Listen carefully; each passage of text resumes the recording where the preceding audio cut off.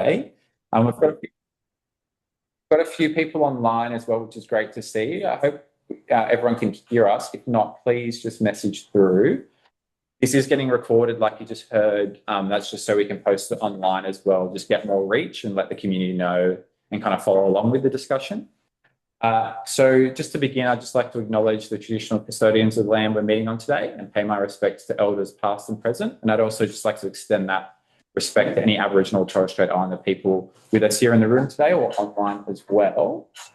So we have Sarah here from City of Sydney, who is the Manager of Transport Planning, if I've got that correctly, who's kindly offered to, give up a significant part of her evening to kind of talk us through the proposal. And so the focus today will be, we'll start off with a bit of a presentation about the Henderson Road proposal, and then we can dive into a bit of a discussion more broadly about traffic and transport issues or opportunities that people might see as part of the Waterloo South redevelopment. There should be someone from the Stockland Consortium coming today as well, just to take notes, because they're still finalising their traffic study as part of the Waterloo South redevelopment. And so that, obviously, there'll be an opportunity at a later date that will include, a traffic study that we can engage with that will have more plans for the entire redevelopment. So for all of us who kind of live in the area, that will be an important discussion to have as well. So that's just like a little bit of the setup. And so I might hand over, unless anyone has any questions about how today runs, but after the presentation, we'll just have a bit of a free-flowing discussion.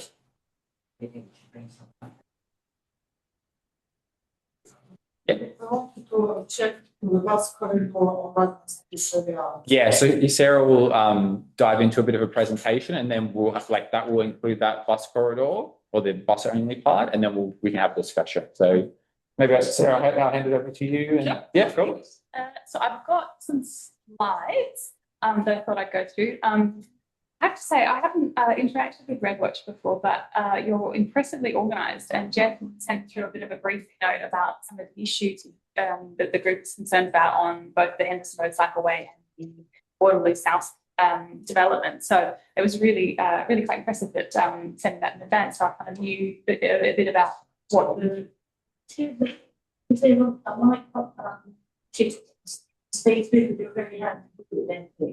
Could I invite you to also, do you want to sit that close up to the front as well? It might be helpful. No? Yeah, of course. Yeah. Okay, just let me know. Is that better if I speak to the left? Yeah, okay. I think there's a bit of air conditioning noise, maybe. Yeah, that might be. It might be.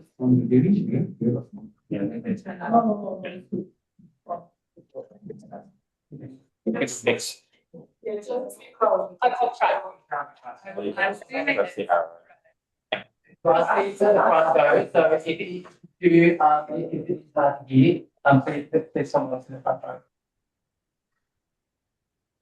Okay, so I might kick off. Yeah, as I was saying, thank you so much. Jeff sent through a list of concerns, so that gave a really good kind of overview of what some of the community's concerns are in this area. What I want to do is I'll introduce myself. I'll kind of speak to my understanding of what the concerns are, and I'll give you a bit of an overview of the two projects that we're talking about. And then I'll finish up with a bit of a discussion about to make sure that I've addressed all the issues. So my name's Sarah Briscoe. I'm the Manager of Transport Planning at the City of Sydney. And my role is managing our interface with all of the development that happens in the City of Sydney. So working on development applications and our interface with Transport for New South Wales and the state government on their proposals. So Waterloo South, it being a Homes New South Wales project, that's very much my role, sort of our interface with our stakeholder. It's not the project, it's not our project, so we have a stakeholder role. So it's really good to hear from the community what your concerns are and what the thinking is around this, and we can kind of try and reflect as much of that as we can. As for the Cycleway project, that is obviously a City of Sydney project. It's not my personal project. My colleagues who sit in the same unit as me are running it, but I've made sure I'm across as much of the details as I can be so that I can talk to it as well as I can. Volume check, is that okay for everyone at the back there? Great, okay. The big yeah. Oh, that's not working. Space. There we There we go. go. Space does the job. Okay, so yeah, as I said, cycleway proposal overview, then I'll go over Waterloo South, and then we'll have a bit of a discussion. And I've brought along a large map if anyone needs to kind of come up and point to things. I know I find it very difficult kind of going left here, right here, keeping that all in your head. So I've got some materials. So let's kick off with the cycleway proposal. So these are some materials that you're probably familiar with from the community consultation page. It's open for community consultation at the moment. So the cycleway goes from Mitchell Road in the east to George Street Mitchell Road in the west to George Street on the east. And it's a two-way separated cycleway along the north side of the road. So as you can see here, is there a way that I can use a pointer or something? What's the best? Probably the mouse actually coming over here. So yeah, I'll maybe highlight some of the key issues that I understand from the community on each slide. Feel free to jump in, or equally we can save that discussion at the end. So cycleway on the north side here, there is an element of parking lots here. My understanding is that that's long-term unrestricted parking, so it's quite low turnover. I know there are some concerns around the Mitchell Road intersection. At the moment, there's 2 lanes that allow a right turn, and it will go down to just the one and then a straight through. Where our initial traffic modelling of that intersection suggested that it would be okay, but I should highlight up front, this is a strategic level concept design. So we got it to a level of detail that it's ready to talk to the community about. So we are very open to feedback. I understand REDWatch will be putting in a submission on this. So these are the sort of issues that we will be looking at. And if we do further work on, if this proposal proceeds, there'll be obviously further work to just validate and check all of the design assumptions. So next one. So this is now we're on Garden Street here and Wyndham Street here. So there's a bit of parking loss on the south side. We know that this will affect the businesses here, and so we definitely want to be working, if and when this proposal goes ahead, we want to be working with those businesses to make sure that there's no impacts, so that maybe the parking is offset, or we work out sort of what those loading arrangements are and how we could service them differently. So the cycleway continues bi-directional along the north side here. This is the area I know there's a lot of discussion about. So between Botany and Cope Street, outside the metro there, the proposal is for bus owners, so restricting it to buses and people cycling. So the implications of this is that traffic would have to divert down to Wellington Street and sort of disperse there. Again, initial traffic modelling indicates that it's a feasible proposal, but we understand that there has been a lot of community concern around this. So I talked to the community consultation team just yesterday, and we've received, I think, over 650 submissions so far, which is quite a lot for one of these sort of projects. And a lot of them have highlighted this as an area. So we're very cognizant of this as not being particularly popular. As a result of that feedback, we will definitely be revisiting this and looking at whether it's actually required for the project or if it's a nice to have. And the work is that New South Wales. I think the intent there was to prioritise buses. But given, I think it's just the 392, whether we can do without that and sort of have it as a mixed.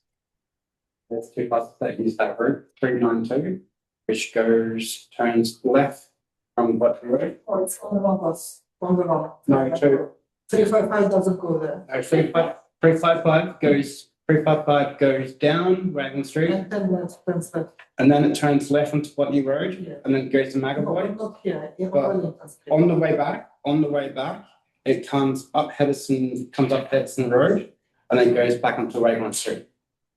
So it doesn't go through that part. Yes, it does. That part there. No. Yes, it does. Yes, it does. Because according You can check. yeah, I'm checking We right. live here. So But I think if for the design team to consider, it's whether that level of bus priority is needed and is commensurate. Generally, bus priority. You look, I live across the road here. I have a list of chronic traumatic stress disorders due to the murder of my partner. I have put up with this for over 6 years now, 8 years. I can't even open my bedroom window. I'm going to show you a list from my doctor of all the phobias and issues I don't want to bring up in public that come with the stage, but I'm going to have to bring it up. If you go without sleep for eight years and you cannot sleep until 1 o'clock in the morning, it all starts up again at 4 a.m. Your house, your bedroom window is virtually on the pavement. You can't open the windows. The fan in my room is absolutely full of black soot. I've got chronic bronchitis, chronic asthma, and I have bad sinuses, and that's only the start of the list, not including all the phobias. And then we've got also furthermore expecting to do and professing to put greening zones into the areas, and yet she's destroyed this green zone. There's Redfern Park, there's the Redfern Oval, there's behind the houses here in Radcliffe Street, another reserve for animals, and then there's the one in Cane Place. Now, those animals, I've been picking them up, and they're all those extinct species. I saved 5 currawongs last year from being squashed. I didn't save the other 2. I saved the ring-tailed possums. I've also seen dead possums all on that road. And I'll tell you another thing. But now that we're letting the buses still turn onto Raglan from Elizabeth, all the cars are following them. And it's a 3-ton street. And where they've just redone all this street, resurfaced it, it's already sinking again from the bus tyres. And we can also hear those buses, not just as they pass our houses, we can hear them 3 or 2 minutes before they even rise up this side of the hill, roaring up slowly. They reach the top, they change gears, they roar down the other side. Then when they come from Elizabeth Street, up Elizabeth, it's a narrow street. So it comes up, we hear the roar of them coming before they even arrive. You've got no time to have a respite between one, you can time it within a minute, and you've got 80% more traffic following them. What's the point of having a 3-ton sign at that street of Elizabeth and no right or any turns? Sorry, really important issues. I have actually spoken to you about this before, and really important. We might just let Sarah continue on with the presentation. Happy to dive straight back into that, but we might just I think everyone's keen to really have a discussion, so we might just do the presentation and then we'll get back into respond, or please do. So according to that, so it's 392 that uses that bit. 392 turns to the White Road, to Raglan Street. Yeah. And then 355. 355, when it comes down Raglan Street, it turns left into White Road. Then it goes right onto McAvoy. When it comes back to that section, it goes up Wyndham Street, and then it goes and then it comes. So where this part. The 355. So 355. I think it's a case that the design team that's doing the design is very across it. I'm obviously a slightly less level across it. There's 2 buses. That's okay. To respond to your issue, I think probably firstly, I just want to clarify. I think what I'm hearing is that there's sort of 2 separate issues. One is the impact that the buses are having on you, which sounds extremely. Simple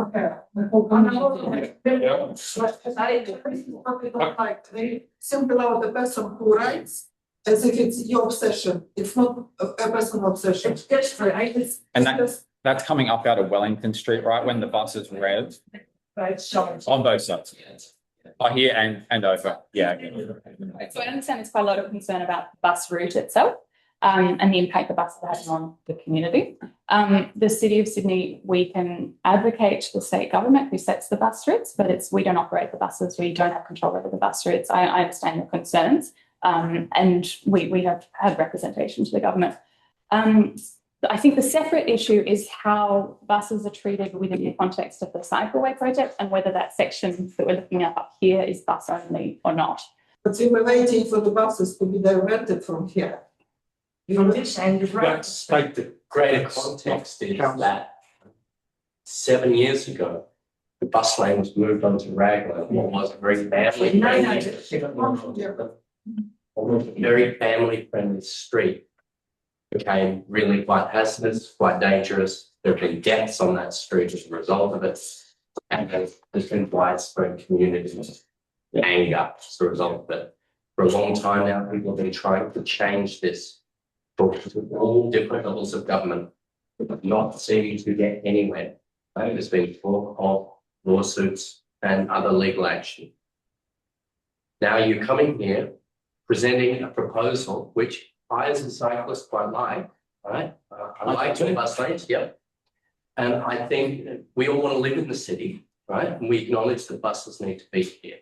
The bigger picture is that you're coming in with this project and you're saying, great, hey, let's just cement this bus route, right? And make it buses only when there's already, this is a really hot button issue. Yeah. And Children. Into Into old people can't have certain into what you said, I live currently until housing knocks down my unit. I live on George Street, which is right next to the crossing.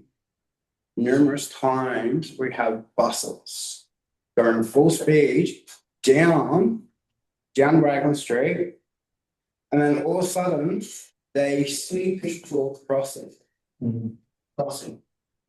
There's going to be an accident happen. Now, I was one of the members of the public who put in submission yesterday for objection of this bus route and this cycleway. Couple of the reasons is that as a local resident, I've been speaking to of the two businesses down on Raglan Street. One of them is we know is the corner store, and also the 70s tobacconist, and also the Abbott.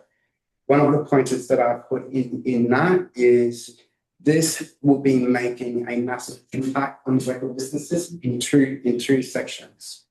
This, by which you mean the bus? That there. Yep. Businesses along that area in there rely on custom. Yes. So on the corner, you've got the Abbott Hotel, and then you've got the corner store on the corner of Cove Street. So I put it in here, the impact on local businesses. Businesses along Raglan Street rely on customer parking and loading zone. Where the Abbott Hotel is, there's a loading zone. Yeah. So the loading zone for deliveries and unloading, many customers travel by car. Now, the good thing about Sam's Tobacconist and the convenience store is they stay open all night. So people who missed out shopping during the day can actually pop in there and get stuff. But back to this. Deliveries and unloading. Many customers travel by car, and having parking spaces directly outside their business supports their operations. If loading bays are removed or relocated to the side street, businesses may face operation difficulties and potential safety risk. The reason why I put the safety risk, and I've spoken with the below. Yeah. The pub has a loading bay outside the front. If the truck in the middle of the night has to park around the corner to unload, around here on Cove Street, we have members of the public decide to drink all night and be violent and be aggressive. What's going to happen when a person who's delivering alcohol will have to unload the truck there and roll it down? They're going to get alcohol getting stolen from them. So my concern is for their safety as well. Now, we all know about the tram, what happened with the light rail. A lot of business were struggling. Because as I said, I'm a cyclist, that's you. My concern is the businesses there. The businesses rely on us customers. Like, customers have a car, will stop outside 70s or the corner store, race in for a second, grab what they need to do, and get in the car. Having the loading bay gone, it's going to be difficult for that. One thing I don't understand about this proposal, now I'm going to ask a question.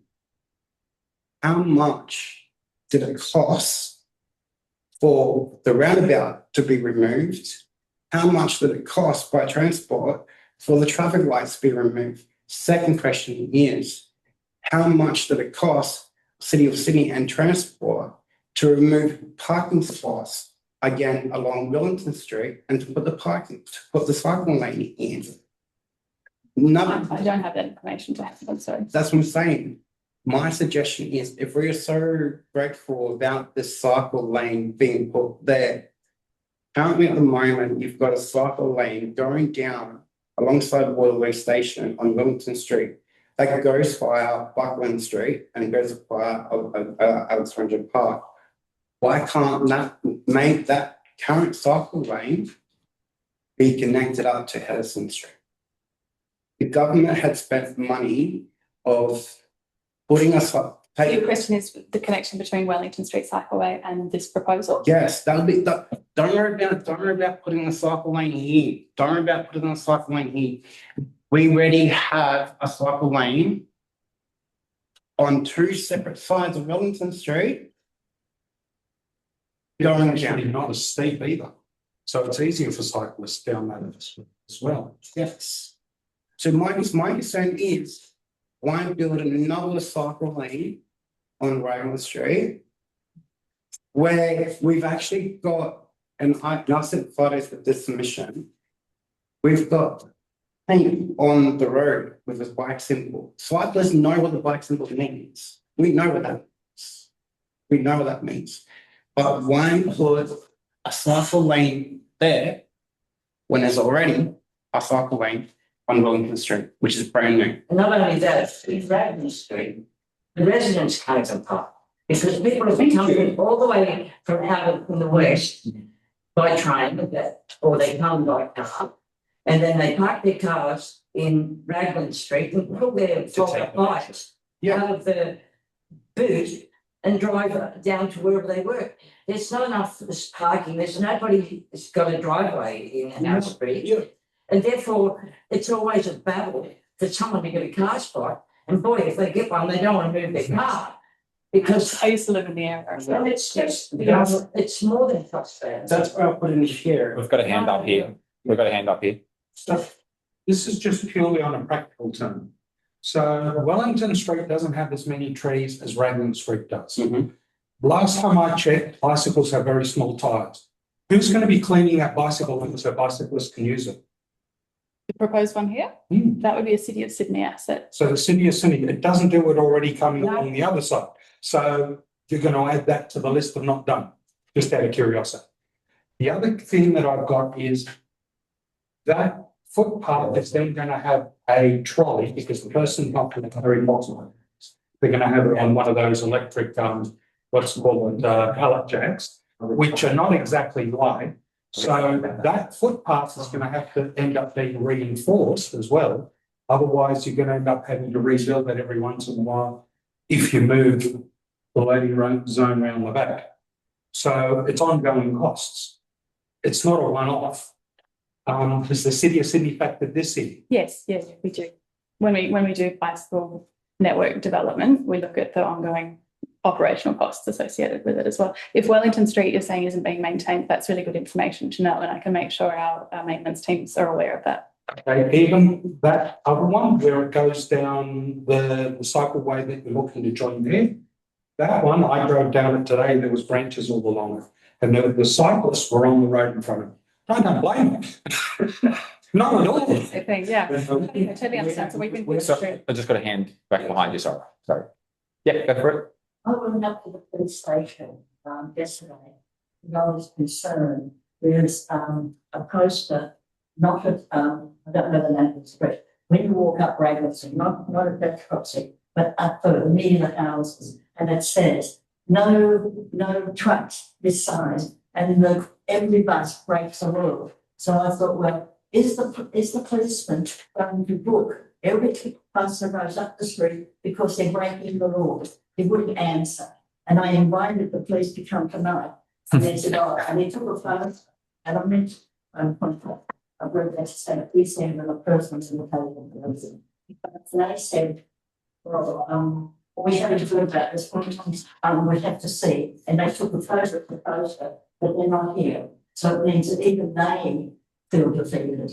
But I believe every bus going up Raglan Street should be fined because there's breaking rules. Even cars get fined and have to pay fines. So why shouldn't the government? Because they put the sign up there. Every bus going up Raglan Street should be booked for breaking the law. And the road is thinking again, Thank- it's only just and the way of the road, they should, if they want to do the version, make it Cleveland Street. Cleveland Street is strong because that was built to take all the trains. I'm 87. So when I was a child, trains went up that hill, both ways. So the traffic should be diverted to Cleveland Street. It's wide enough. Yeah. Yes, Yeah. That's the problem. I believe the traffic should be diverted to Batter Street, where the man is, and she'll understand. Because she lives in oblivion to what happens to the rest of the community. So divert the buses for Cycleways down Batter Street, let her feel the noise, not get a good night's sleep. Then she'll get you to come and live in the area, doing the right thing by the people who live here. So that's what I think. Why are we trying to look after everything? Yeah.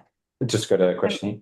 Yeah, so it's good that we have somebody just walked in and we were just talking about the Abbott and semis.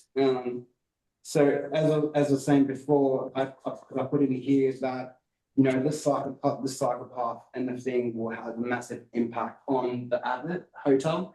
The Abbott Hotel relies on the loading bay outside the front. It is safe for them to actually unload the alcohol or their food and go straight into the hotel. I think that's really good feedback because this is exactly why we do. We have somebody from the Abbott. G'day, mate. How are you? That's right. I mean, this is why we do community engagement. Yeah. When we do that strategic level design, it's hard to kind of capture all this local knowledge. So That's what I'm saying. That's what I'm saying. Sorry, mate. We just got someone online. I was just a bit of an order. Sorry. We had someone online with their hand up. Yeah, that was me. Hi. Yeah. I'm not here to argue about buses and businesses. I think they're doing enough of that on their own over there. However, by shutting down that making it bus only and cycle only, you're locking in the residents of Redfern. We then have to go all the way back up to Redfern Street, down Botany Road to get access to go into the doctors, which is down on Wyndham Street, to go down to all other Marrickville, wherever we have to go.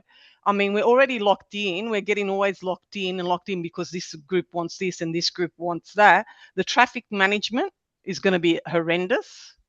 The parking already is horrendous because you can't park anywhere. And bike lane maintenance, they're fine. They come, they clean it every now and then, but there's bush trees in that warehousing down your bike lanes, not Sydney City. And to be honest, down the end of our street, the bushes are so high when you turn where the old, where the old people live. Sorry, I always forget the area. The two tall towers.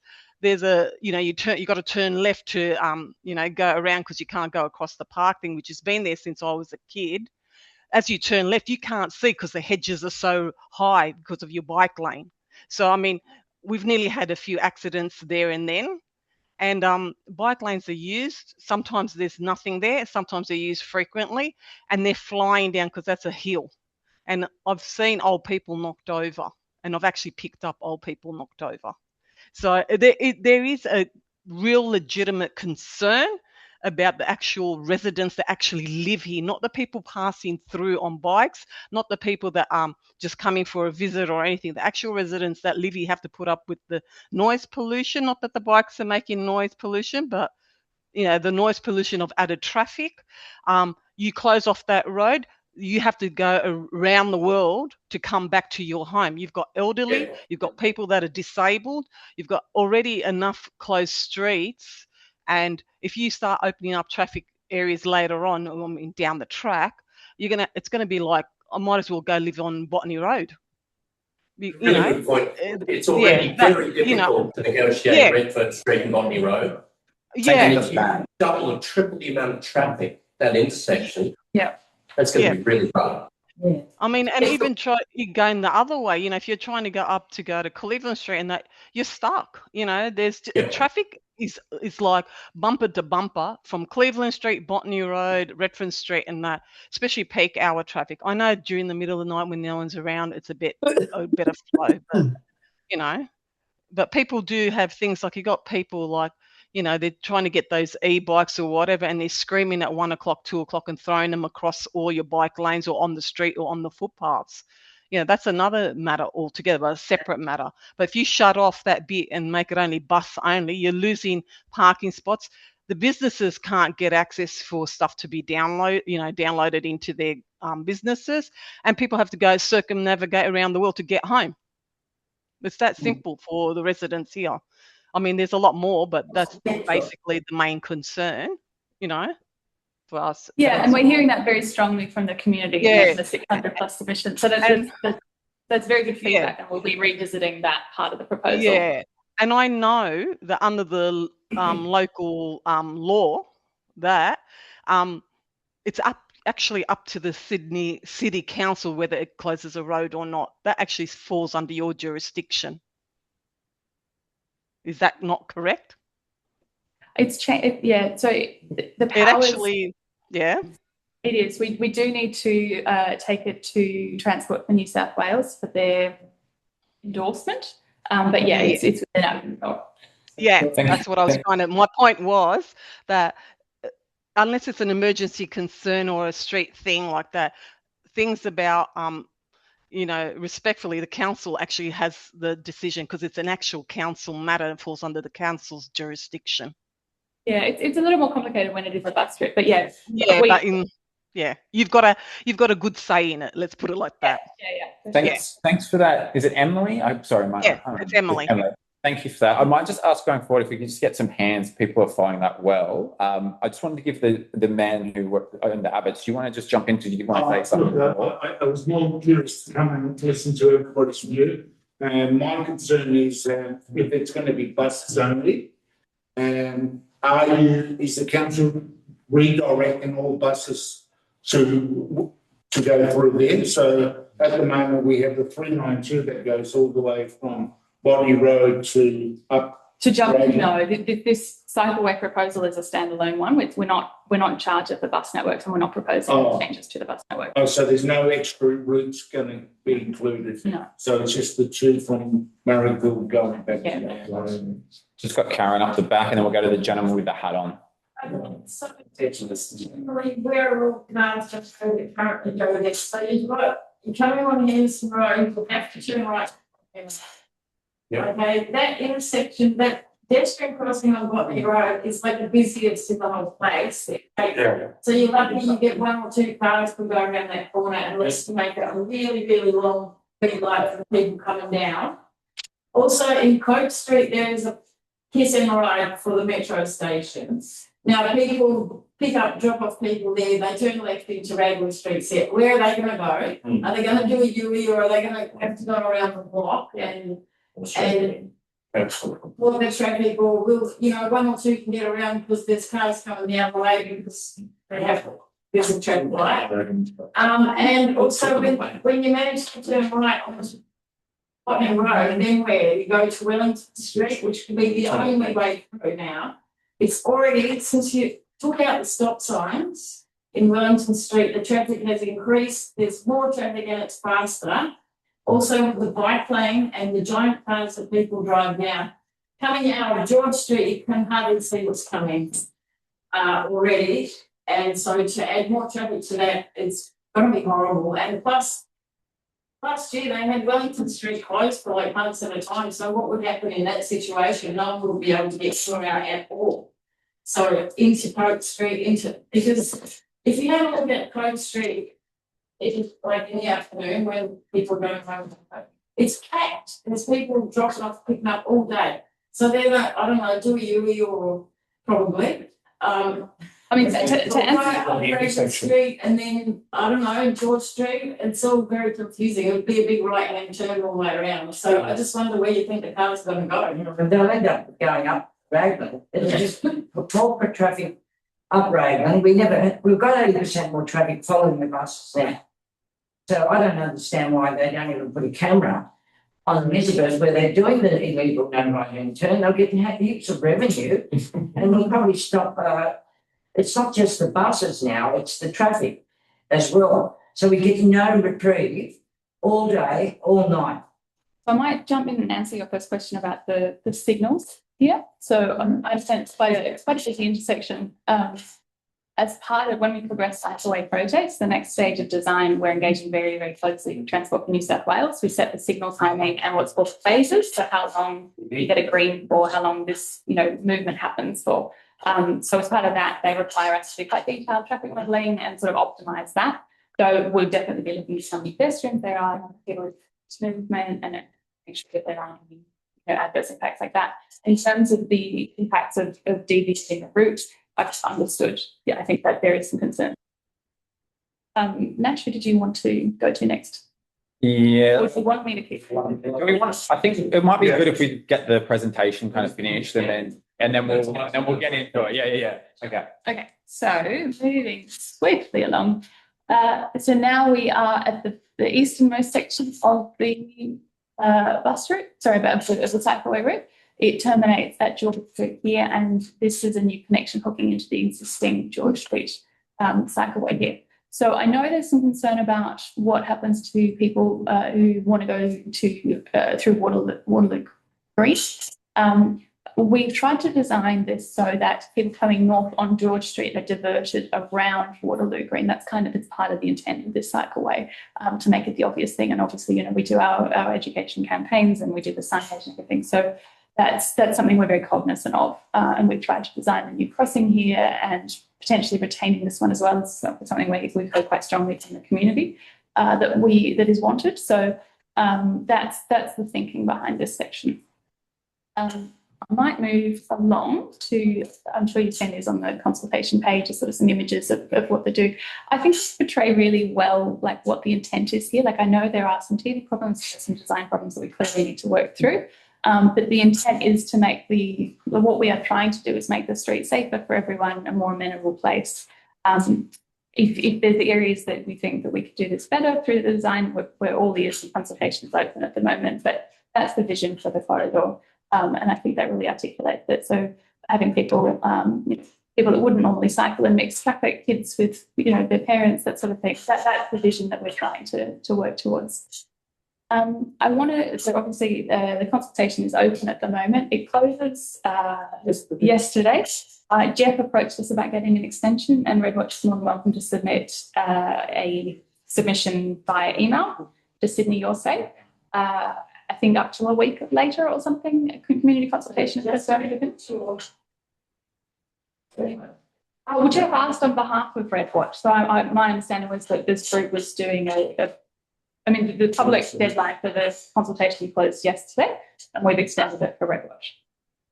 So I think a part of any submission, what we decide, we can canvass what the concerns are and put in something that's a bit more complete. But I thought I think it was Jeff's understanding that it was open to everyone, but So that could be the case. I'm not sure. Yeah. So maybe we would maybe we'll retouch with the city. We can that'd be great. So now we'll just So that's the bit. So I was under the impression that there was some concerns about Waterloo South. So I've got a couple of slides to speak to that as well. So do you want to look at questions now, or how do you want to? If you've got more to present, I think we can kind of get through it, and then we can kind of go with the big discussion. Okay, so Waterloo South. So just to recap and sort of where it's at, as you're all aware, there was a planning proposal which rezoned it, changed the controls about how high things were allowed to be, what the floor space ratio was on the site, the type of land use that was allowed. So that was rezoned in 2022. 2023 it took effect, and that allowed for about 3,000 dwellings. That's a Homes New South Wales project. So as I said at the beginning, it's not a City of Sydney led one, but we're stakeholders on the project, and we work very closely with Homes New South Wales and now Scotland, who's been appointed as the developer for that. The next stage that's in at the moment is a concept SSDA, so State Significant Development Application. Is being prepared by Stockland at the moment, and my understanding is it will be submitted in the next month or so. The date's not there, just slightly wrong here. Oh, sorry, that's all right. No, I changed this PowerPoint and then. No, that's okay. It's kind of, as we've talked with previous sessions about, it's kind of given in the next month or two. Yeah, my apologies, I've updated it. Yeah, so and in the interim between the planning proposal and the document that we're expecting shortly, the city has been working very closely with Stockman. We meet fortnightly to work through sort of design issues and things. So we're very closely aligned on the design. And I can talk to any elements of that you want. So just quickly read some street layout, and Nash just pointed out one I think that you all have. So that was the street layout that was confirmed in the planning proposal, the controls that were set in place at the time. That's the street layout hasn't changed since then, and that's the sort of the basis that Stockland and the city and Homes New South Wales have been working to since then. So happy to take any questions on that. I know Jeff passed on that there were some concerns about whether the cycleway up on Raglan and Henderson was a reason that this intersection might be open to McAvoy again, and I can confirm that no, that is not the case. What's that though? You don't know what will happen in 10 years' time. No, that's true, but there's nothing about the cycleway that's making us look at Waterloo South and go, Well, yes, it's open. one road cars might well mean that another road's going to have to open. That is the concern. And it might not be at the same time, but once people get sick of trying to get in and out through Wellington Street and only Wellington Street, they might have a campaign to say, let's open up Pitt Street and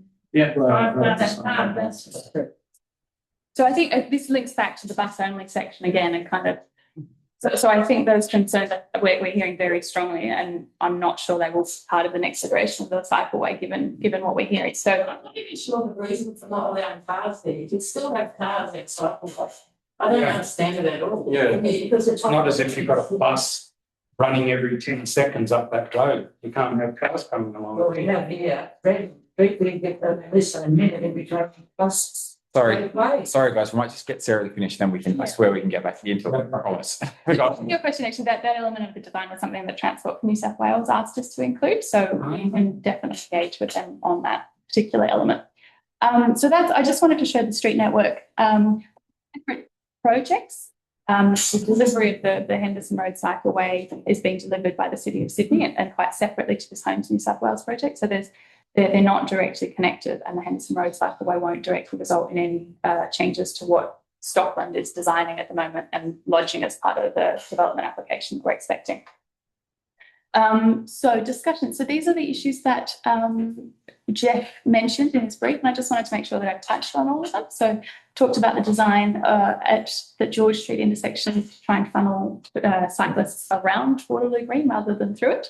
The connection between along Cope Street to Phillip Street. So I've checked with our cycleway team, and that connection is I've clicked on that actually. So this is where are we? Here. That is, we're confirming that that's an on-street cycling connection. We don't have any plans to do separated infrastructure there at this time. So that was one of Jeff's questions. Concerns about bikes using footpath, that's an issue that we're facing across the LGA, and we're very, very cognizant of how big an issue it is. It's possibly the number one, well, in my I sort of only see the transport related things, but it's the number one thing that we're getting complaints about at the moment. It's a really difficult one. We're not able to enforce the rules. New South Wales Police has sort of changed their approach to enforcement recently. You might have seen in the news. So there's hope that we can leverage off that, so sort of instructing them as to where the hotspots are. But yeah, it's something we're grappling with across the LGA, and other councils are as well. So it's a very rapidly evolving space. Concerns re increased traffic volumes. Yes, so I think we've touched on that. It's contingent on, I think, our initial traffic modelling has suggested that the capacity is available on Wellington Street, but we'd have to kind of check that. And I think we've talked about that bus closure the bus only section extensively, which sort of hinges that too. So that's definitely something we will re-look at and investigate whether that's actually necessary. Speeds and Wellington Raglan we've talked about. Safety concerns with the intersection with George Street. I wasn't clear on this point that Jeff put in his brief. I was wondering if you could talk to that to help me understand it. The safety concerns regarding the intersection with George Street, I'm not super familiar. Yeah. Separate account. You can be cyclists in Wellington Street. I actually when I drive my car, I have to drive north on George Street and then go across or into Wellington Street. Yep. There's a cycleway and then there's car park there. And you really can't see fast about the traffic that's coming. The traffic is going faster now. Stop signs are gone. All right, so So it's a visibility concern. I got cleaned out the other day just because I couldn't see past the traffic that's the parked cars. That is, Because it's so far in the middle of the road into the cycleway. that is true, because before the change happened, what it used to be, because now on both ends of George Street, you have to stop. As a vehicle. Yeah, as a vehicle, you have to stop and allow, because cars on Wellington Street have the right of way. Yeah, the priority has changed, hasn't it? Yeah, Yes. where before it was George Street was, there was no stopping, it was Yeah. just Wellington Street. That was to me, that was the safest one to do. Yeah, the onus is on the vehicle to stop and make sure they don't hit a bike, rather than the bike coming along, not being able to see the vehicle flying along in the one way, or particularly coming west along Wellington Street, where it's a complete blind corner and you just collect the bike. Because there is a lot of cyclists, and I'm one of them, I've got to admit. We go full speed down Wellington Street, and with the new change, there's going to be an accident waiting to happen with the new change. Okay, so I'm not sure like cars have to stop at corners before they can make the right. I'm not sure why bikes don't have to stop. Or like they got brakes. They could put a stop sign up there for the bikes as well. We usually deal with the visibility issues that you're talking about. It's the parking that sounds like it's obscuring the visibility. So we would remove a parking space or two, so which has its own problems with community feedback. And So so you're to talk about it or yeah. When you've got a building, you can't move the building. okay, so that's And sometimes it's the shrubbery. You like greening everything, which is nice, but when you've got high hedges, like the one on the corner of George Street and I forgot the end of that street, what it's called now, Phillip Street, and you come to turn the car, you cannot see above the hedges. So even forget bikes. If a kid was behind that hedge, you're going to knock the kid over. Yeah. Because you cannot see. Your hedges are too high on those little turns, any street corners. They're too high. They look lovely, but they need to be maintained at a safe lower level. and is that Because you specifically cannot that see intersection? anyone flying down. Yeah, if you go down the end of George Street where you turn, and you got the bike line and they're flying down on that bike line because it's on a slope, so they've got speed. Even if you didn't have a bike line, you've got kids running to the centre and you got going down across to that road thing. The hedges on those corners are so high you can't see. I cannot turn without seeing. I do stop anyway, but even as I stop, I have to creep up just to make sure no one's behind that hedges, or if someone's flying, that I don't knock them out. They need to be trimmed across the board. Yeah. This is just a general, and that's where a lot of the danger is also.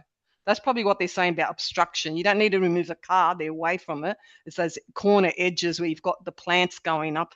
They grow too high too quick, I think. That's probably what it is. I don't know, maybe they're shorter. I can definitely pass that feedback on to the greening teams that do the maintenance around there. I wasn't aware of that, so that's really good feedback. We've got two hands. Sorry. Thanks, Emily. No, you're right. We've got two hands, one here and then just one online. So we'll just continue on the questions. Is that all right? Sure, yeah, that's the end of my stuff. Okay, cool. So we've got. I just wanted to say that the numbers going upgrade because they struggle. It ends up with noise. Sitting with someone, and we couldn't hear each other. Yeah, that noise. So why is it there and why is it there? Test on decibel readings. So But it can be applied to industrial noise and conform to whatever regulations there are governing industrial noise. No, that's a good question. yeah, make it bus only and then divert the buses down towards Wellington, off Raglan. A lot of communities. Sorry.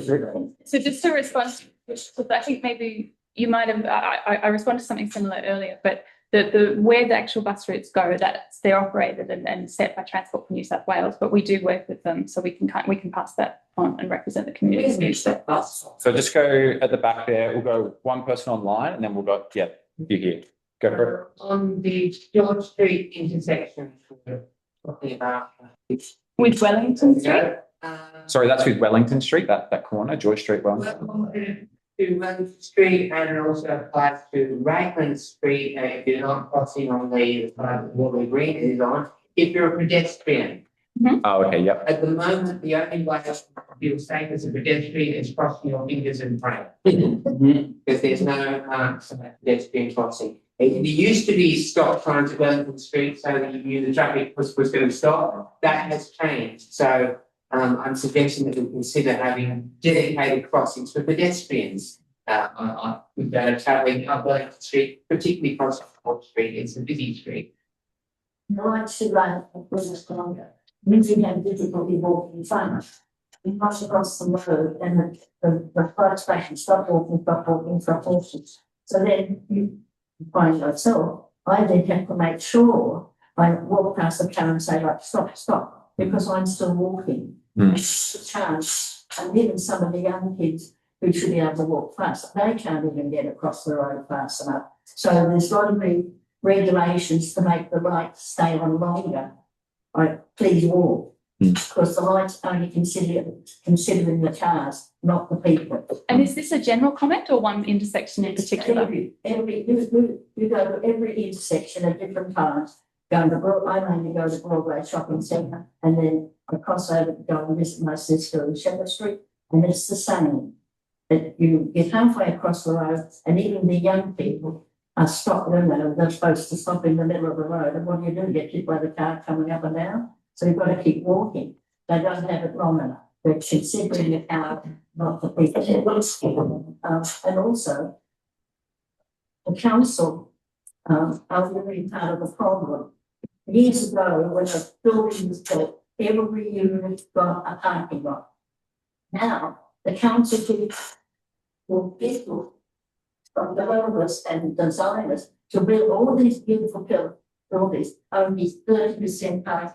And who they go to? The wealthy, the pensioners get no parking. And down in one of the buildings that are built opposite the fish market, a young girl gets hooked because that's the only place she can park, and she has a child.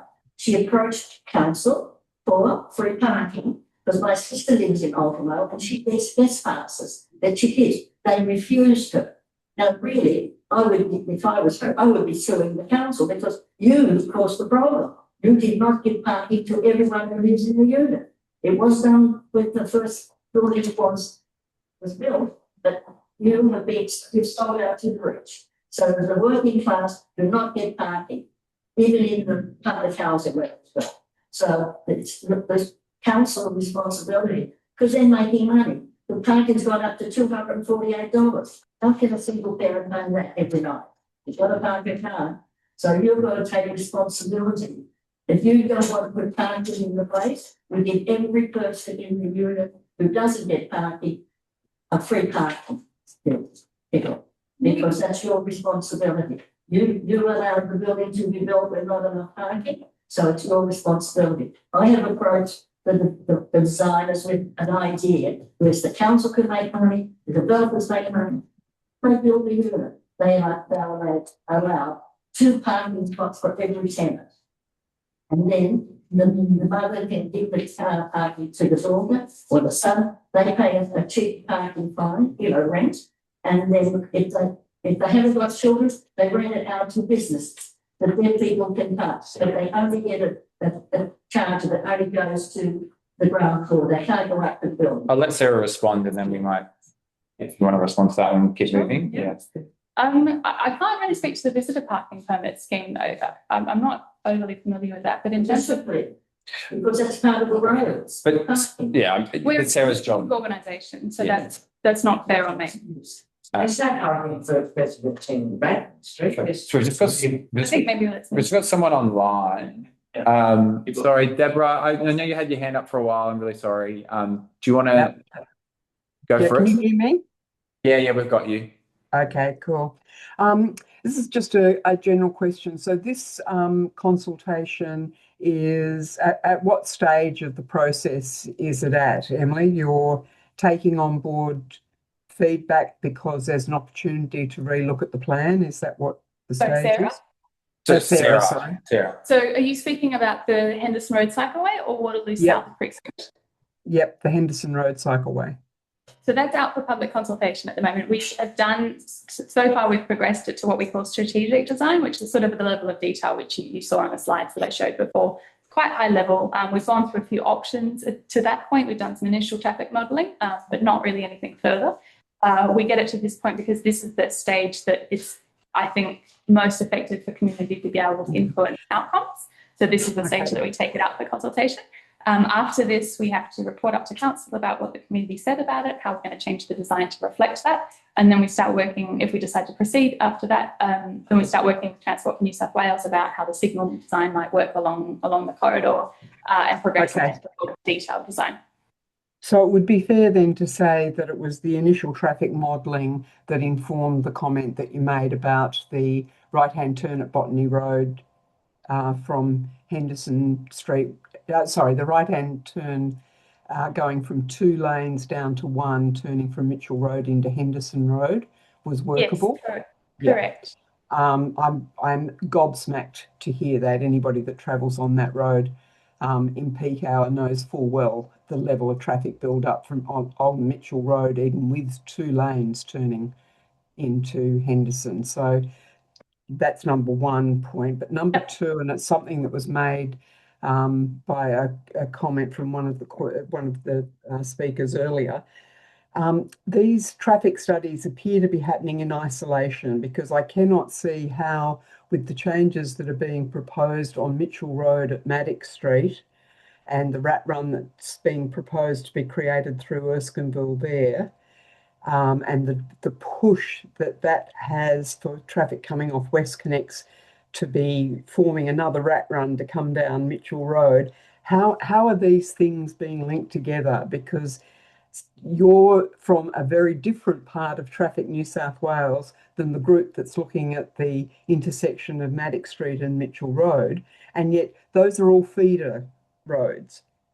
So I can't see where any of the traffic modelling is looking at the local traffic network as a whole. We look at these maps and they have hard lines around them, and there is no commentary that's being given to us. So the previous speaker made the observation that for those of us who live in the area, and I live in Erskineville, but I'm looking at how I am going to be able to traverse from outside my suburb to get in and out of it, and it's going to be adding, by the time all these changes were put in place, it would mean that I would be driving around and around in ever-decreasing circles, and it potentially adds a good 20 to 25 minutes for me to get off West Connects to get home.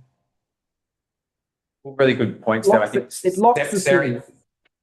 Sarah, I mean, not to dismiss what you're saying, it's all really important point, but Sarah is from the City of Sydney, so I think, she'll respond to what's within the scope of, her remit in her job. But yeah, I think there are obviously wider questions for Transport New South Wales. So essentially, Sarah is looking at the cycleway. Yes. Because that's the city's. Correct. I'm a stakeholder on Transport for New South Wales projects as well, like the Waterloo South one that I talked about earlier. I'm aware of the Mitchell and Maddox intersection that you talked about. I think you're referring to the McDonald Street, the new street connection through there. Yeah.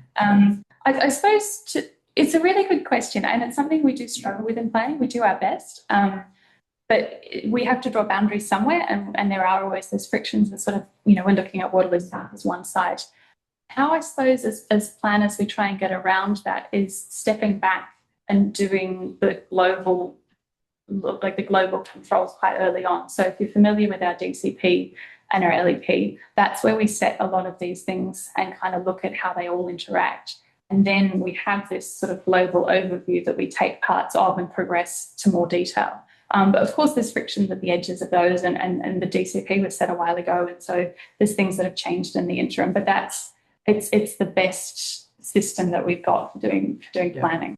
So and resident feedback and on the ground knowledge is super important in that process, because when you're coming at it from this global view, there are things that you'll miss and that we definitely need to hear.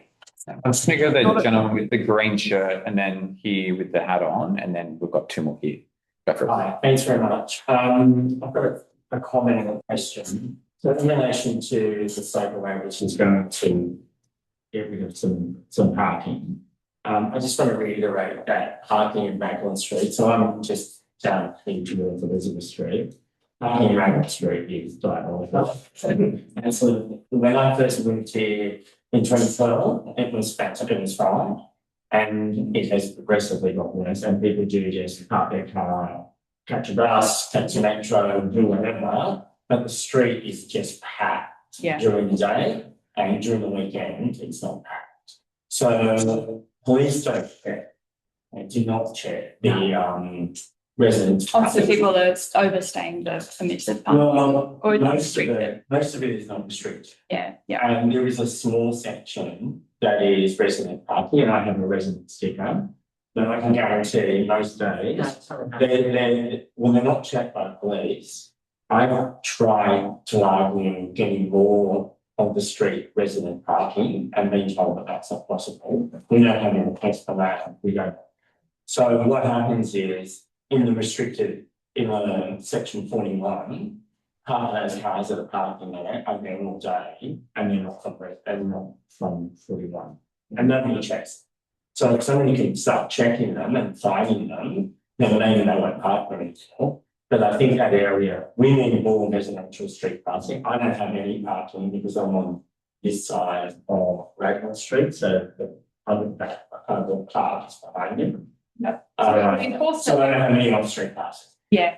So the enforcement doesn't happen, and I think there should be more that's something we can resident. look at. And in terms of the unrestricted parking, that's something we have to look at in conjunction with Cycleways, because we know it does have impacts on parking. So we sort of review the parking. And the net process increased that. Yeah. And my next question is more, I do not understand what is that little section of regulations. I just don't know why. I'd love to hear the strategy for that. Like, why actually is that even being considered as a thing?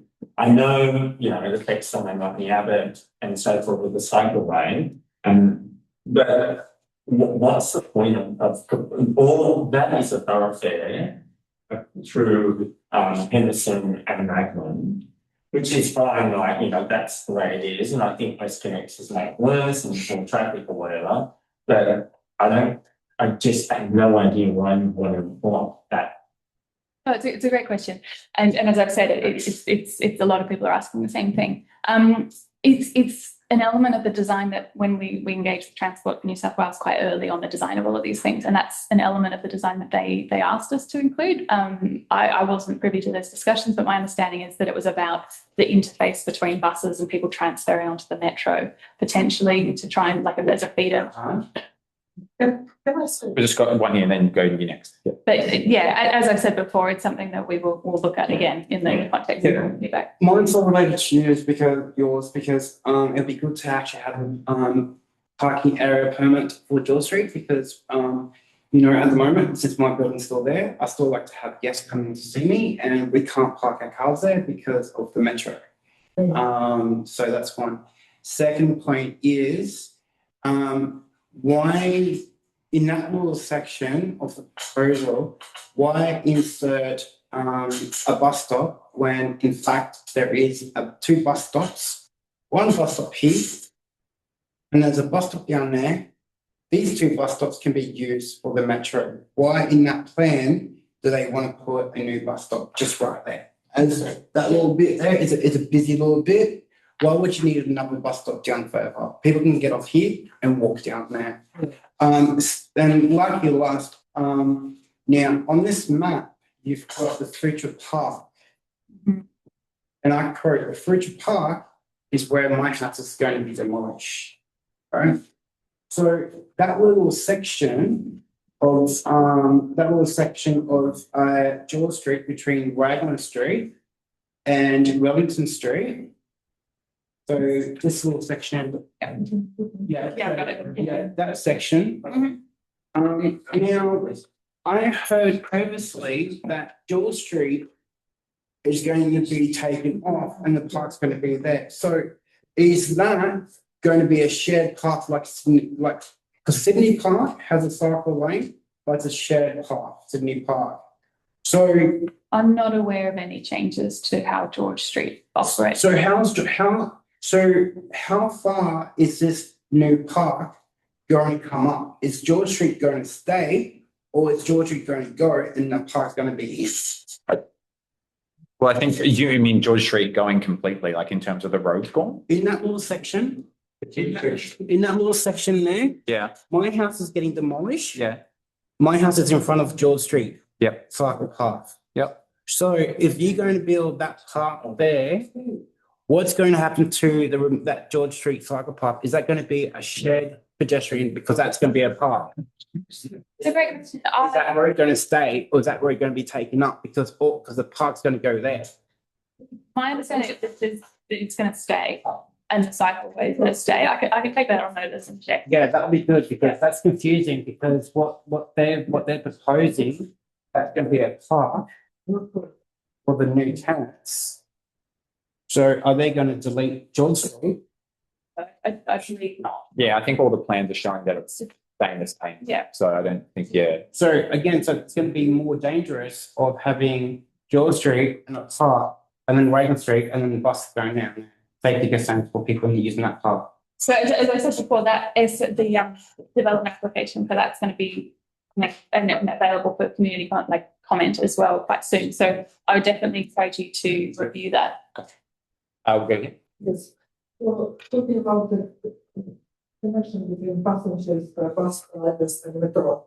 When there was consultation about metro quarters, we suggested a bay for buses from Botany Road to have a bay, but they declined because they don't want to spare a square meter from apartments. Yeah. And now they want to encourage, so they built every single square meter there, and they want to take up a public road to make a bus stop. So, and also, I never envisaged when we were talking about it that we would put transit buses to our area. First, we have here heritage zone where we are, and then we have a new park.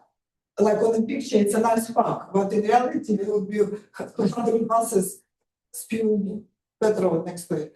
So, what I'm saying, we are surprised that the suggestions came along to make it a permanent bus corridor after 8 years of begging and campaigning, and the council knows about it, and still put the suggestion to make it a bus corridor with Redfern Street. Yeah, because I think from council's perspective, they're obviously just accommodating the existing buses, but obviously the campaign is to try and remove them and get rid of them.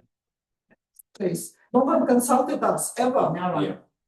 Even informed us. Which I think is why this is important to try and, do the consultation. Then there were 3 different ones coming up. Mm. And we presumed at the time it's just till they finished the rail. They never, that's what they like us to believe. Yes. But that was their Because it's mostly for the section of the people in up this end of Redfern. mostly for the students, so it's not the residents. The residents are suffering, but it's mostly for the students of. The buses. The buses. Yeah. It's for students from States going to the university, and they have light rail built for them. And can I ask I'm not fully across this. What has Transport for New South Wales response been to obviously these concerns? Okay. So this April last year. Yeah. City Thomas House to film the dust on everywhere, and a suit in the lungs of people. And they said in one thing we read a flyer that the buses going up that street in that short narrow street of that section, this section, that it's equivalent to 8 cigarettes a day in black dust with the black shit that comes off the tyres. I don't know what it is. And, people, and I've got chronic bronchitis, asthma, as well as sinus issues. I can't even enjoy my front anymore. Yeah. Consider. So Yeah. no, I was just going to say, so what I'm hearing is that, you know, this proposal by the city, by making it just a bus route, kind of locks in, you know, the bike path, right? And doesn't give the flexibility to say, no, let's get rid of them. Yeah. Yes. Yeah, yes, we need to give us break. 8 years. Yes. Yeah. So the last point, if we are not successful, we are not successful helping us. If you're not, like as a compromise, the buses can go down Redfern Street. And come back one statement, Waterloo Metro, Redfern, and go back along Redfern Street. Go around. Yeah. Yeah. Then move it at least down here, it will have the traffic, and you can, like, for me, you can have your space there, like your traffic, like bus corridor, but lighter corridor. Just got a woman at the back. Sorry. You know, the council take a lot of their say we want to look up here. You know, they've lovely us very badly. You let the trees grow. You all come around on the street, you'll see the trees going into the building, which means it affects the foundation. And in Coach Street, 12 months ago, as you walk the stairs leading into the Martin building, I stood down and I thought, now, will I go to Coach Street or will I go to Botany Road? I decided to go to Coach Street. And because of the bad footpath, I fell over. I was in hospital for 2 days, and then I reported it to council, and the guy who does the repair said, well, you draw the map and we'll look at it. I said, I can't even read the map. So how can I possibly design where I fell? I have not heard, it's over 12 months, and that footpath has not been repaired. I believe the council should just offer to pay the hospital bill. The government paid because I'm a pensioner. So it's a disgrace. That footpath that's over 12 months. I got an email saying, during its Christmas holidays, you know, they're all the workmen are on holidays. It'll be done in the new year. It's nearly Christmas again. And I talked to other clients or tenants who have fallen over, but they've never reported it to council. Are you able to describe to me where? Are you able to describe to me where the incident happened? Yes. Come to the outside the door. Now. I'll follow that up and I'll Yeah, that's tomorrow. it's not about this. But it is also it's bad. I think Sarah will probably find it hard to comment on that. You go to the trees, move on the street and up sides of trees about 100 hours worth and pulling up the attaching itself to the bar fence. So it must be affecting the plumbing. So really. No, 100% of the difference. Yes, yes, that's right. We'll go Karen and then. It's the bus stops. Okay, so I still don't know why cars can't go on that bit of road, but if the bus stops are there at the metro for people who don't live there but just coming and going, does that mean they'll take away the bus stops like that near to people's homes here on Raymond Street, so that the old people who live in the Martin building, the Solana building, have to walk all the way up the hill from the metro or something, which they can. So the idea, if you live somewhere, it's like, okay, if you're closer to the metro, you might catch the metro, but if the bus stop is closer, then you might catch the bus. But if they're all in the same place, then you just have to walk however far it is. So that is not a question, really. Are they going to take away the bus stops that exist? That's not part of the Henderson Road Cycleway project. Is that a promise? Well, you know, It's tax council rather than state. Yeah, that's what I mean. If with the whole thing is about buses. If they close that road just for buses and bikes, I'm sure there's going to be bus stops there at the metro. So my question is, will the other bus stops be taken away? Yeah. So everyone has to walk to the metro unless you live somewhere else and you catch a metro here and then you change to a bus without having to walk, but the people live in She's talking about the Yeah, no, I understand. She's talking about those bus stops. The proposal. We don't operate the buses, but when we will take all of this feedback and when we're doing the design to make sure that we're representing community feedback. But I guess what she's saying is because on that picture you've got 2 bus stops. Can we go back to the slides, please, so I can talk to something? You've got 2 bus stops. that little section there. I'm not sure where you're referring. He's referring to this picture here. Okay. You got the two bus stops. So what she's trying to say is, I don't think that's a bus stop though. I think Yeah. it's just a 40 speed. the bus stop. Oh, that thing. Yeah, and sorry. there's a bus stop right there. Oh, and okay. so- On the concept. Yeah, so what she's trying to say is, if you're going in for these two bus stops, these two bus stops that they currently have now are going to be taken down and going to be put there. That's not my understanding, but that's what New South Wales. It's probably just a poor concept design. Yeah. Graphic. Is that what you're getting at? It's like everything. There is a B. For a bus stop. Yeah. Yeah, Yeah, so it's bus stop. So Bus stops. See, you've got a bus stop over here on Raglan Street. And now this little section here, what's the point of putting a bus stop there when there's already a bus stop there? Because there's an existing one just off that corner where the bike park is on Raglan Street. There's just one there. And so people get off that one and then walk down to the Metro. Yeah. So is these two bus stops here are going to be deleted because you got those two there? Yeah, that's. I'll have to take that on notice, I'm sorry, because I'm not aware of what Transport for New South Wales' response in terms of the bus network is. I don't think they're making any changes, but I can confirm that. And just for the room, is the feedback I'm hearing is that is not No. like that's a bad that's not a bad that's a bad decision. We don't want that. Yeah. Okay. Okay. No, that's good. So you're not talking to Botany Road. Yeah, just around the corner from Yeah, Botany, then they get those buses go all the way down straight to Botany Road. Yeah. Yeah, they're Yeah. not Turns right, will that stop at Botany Road or will it stop in front of Sally's or whatever it is? I can't say. Yeah, I don't- take that on notice. Yeah. It's up.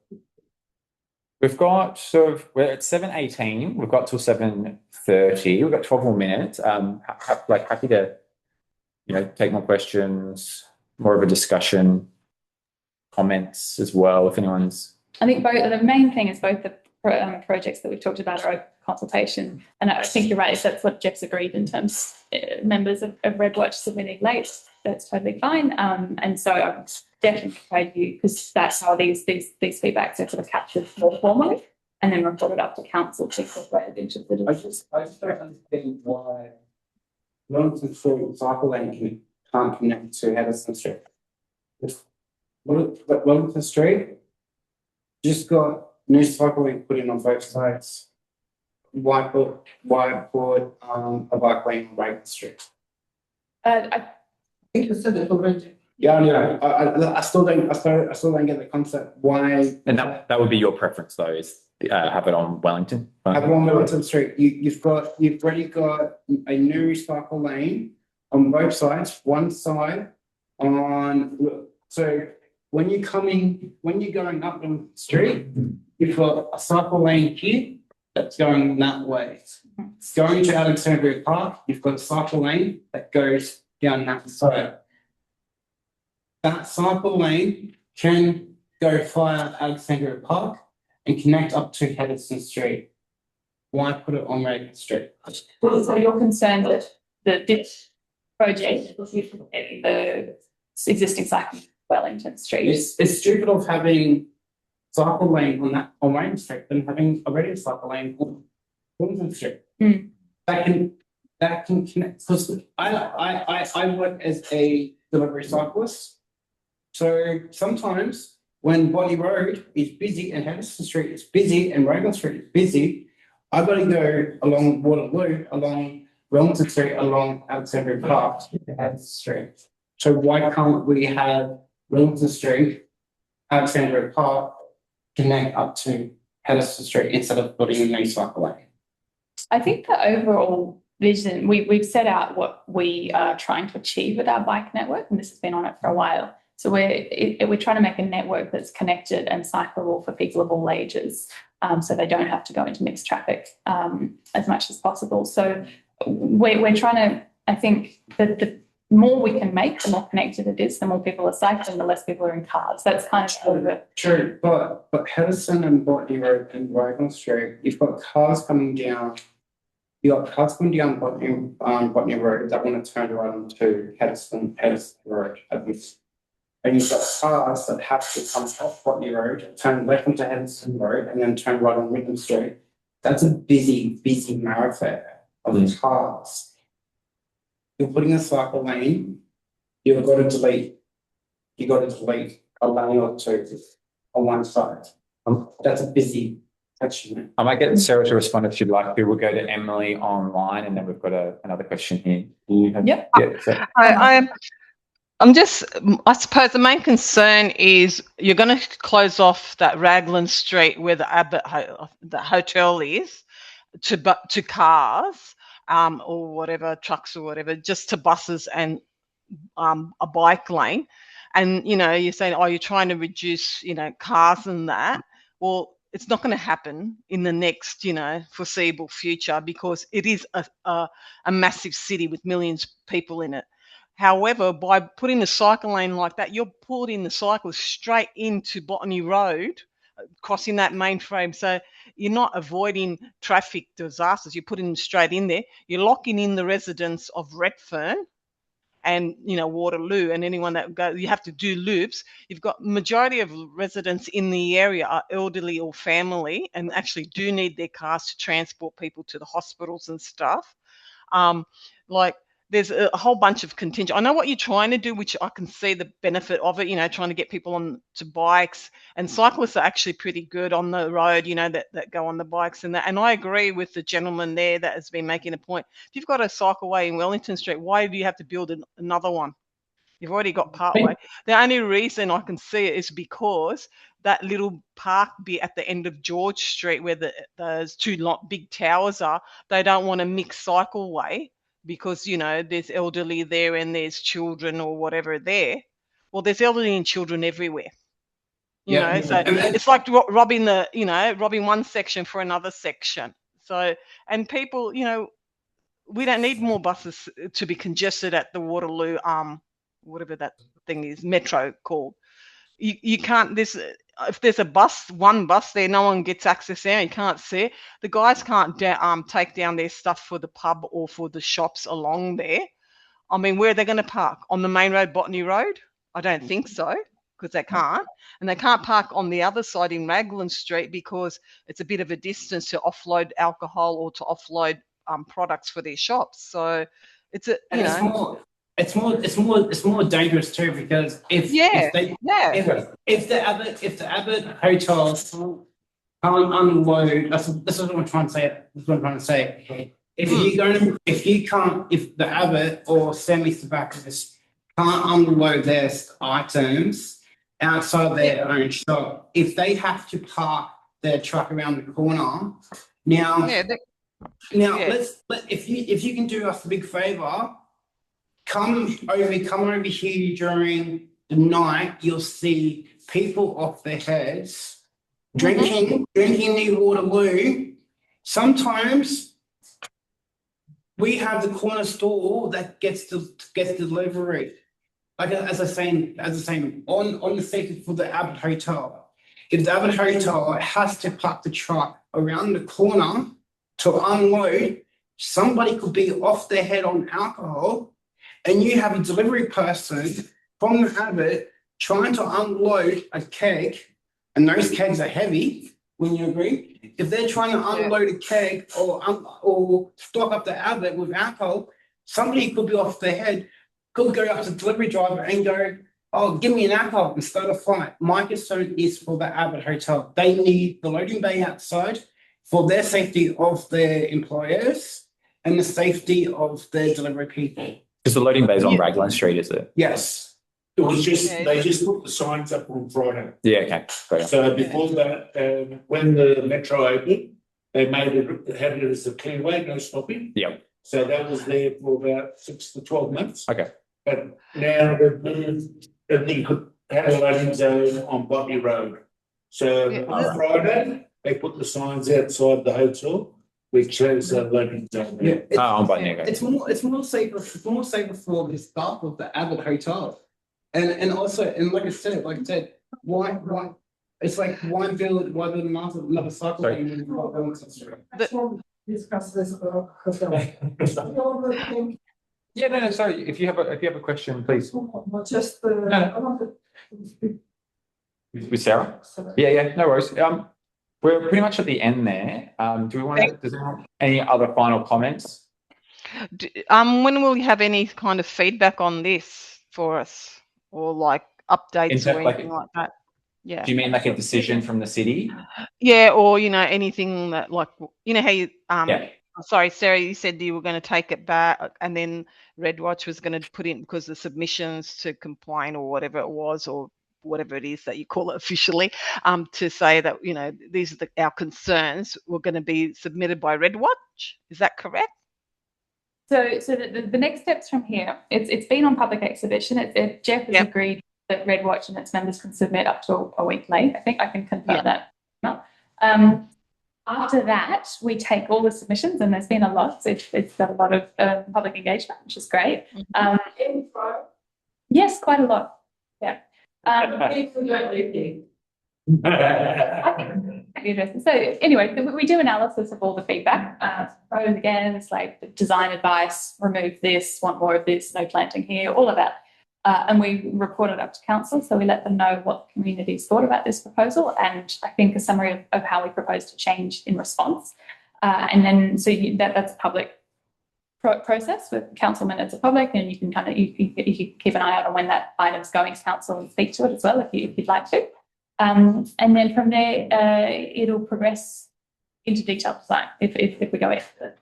That's sort of next steps from here. From closing of public consultation, it usually takes a couple of months to get to council, because it takes a while to go through all of the submissions and take feedback into consideration. And then council only meets once a month. So I'd say I can check with our consultation team about when they're expecting it to be to council and let you know. And I'd encourage everyone to kind of sign up to REDWatch. Jeff's really, thorough with his emails and his updates and stuff like that. So I might end it there. I just want to thank you so much, Sarah, for coming. Yeah. Thank you for taking time out of your evening. Really appreciate it. Thank you everyone here for coming and engaging with the process. Thank you. I've got to head off shortly because we've got small kids and I want to see you. Yes.